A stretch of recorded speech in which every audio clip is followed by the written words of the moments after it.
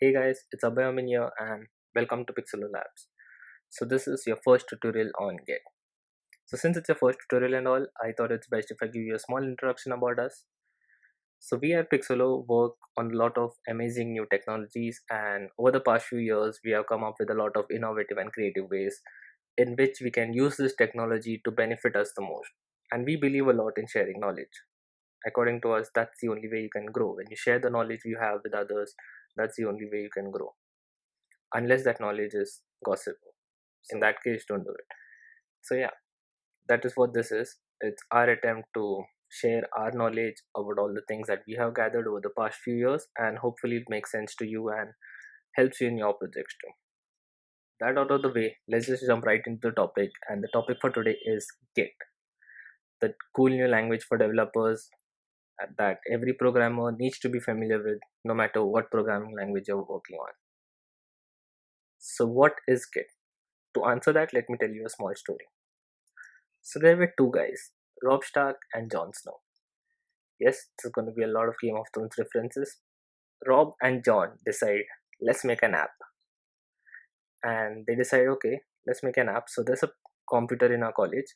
Let's just work on that computer. So you can code the parts that you're good at, I'll code the parts that I'm good at, and we'll have the whole code base stored in that computer. So let's do that. So perfect, that was the plan that they decided to go with.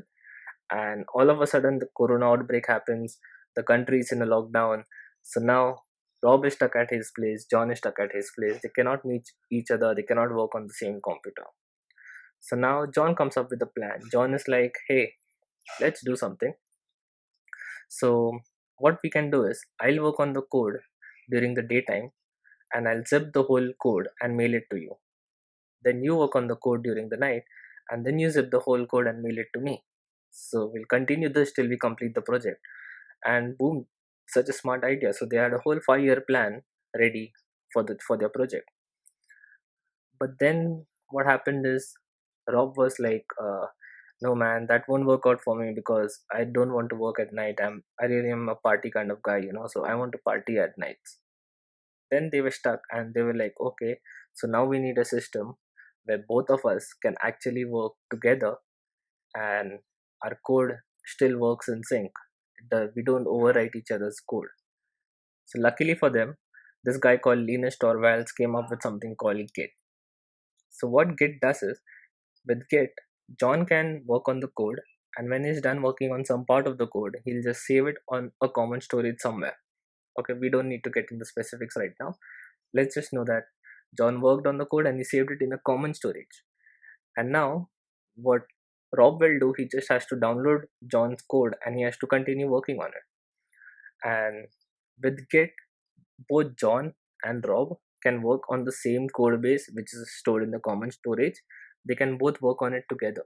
So Jon can work on file 1, file 2, and file 3.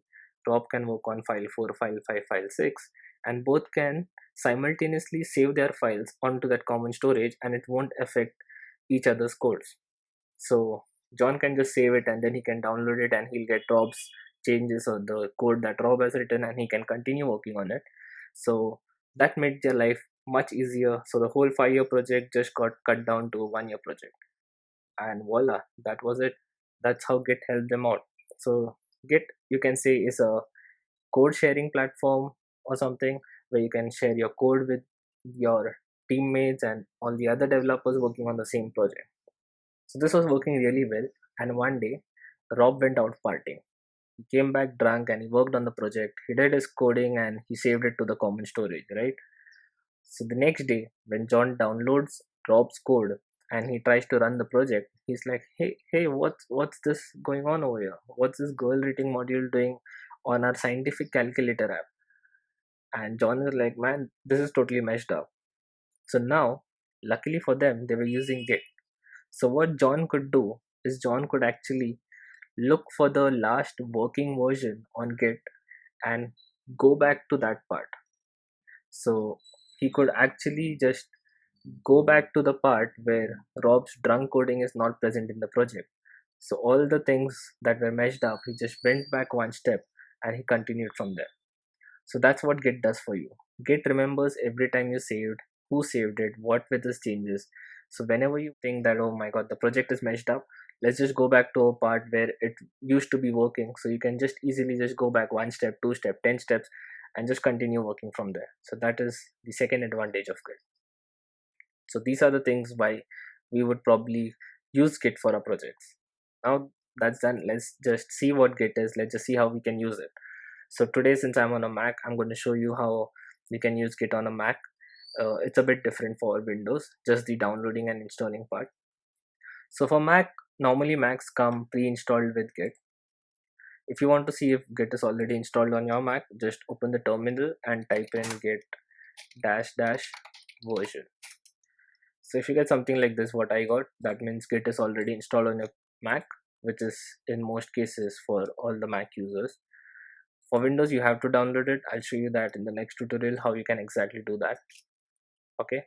So in case if you're on a Mac and you didn't get this message and it said that Git is not installed or something like that, all you have to do is just install it using brew. So you just have to type in brew install git, and this command line will install Git for you.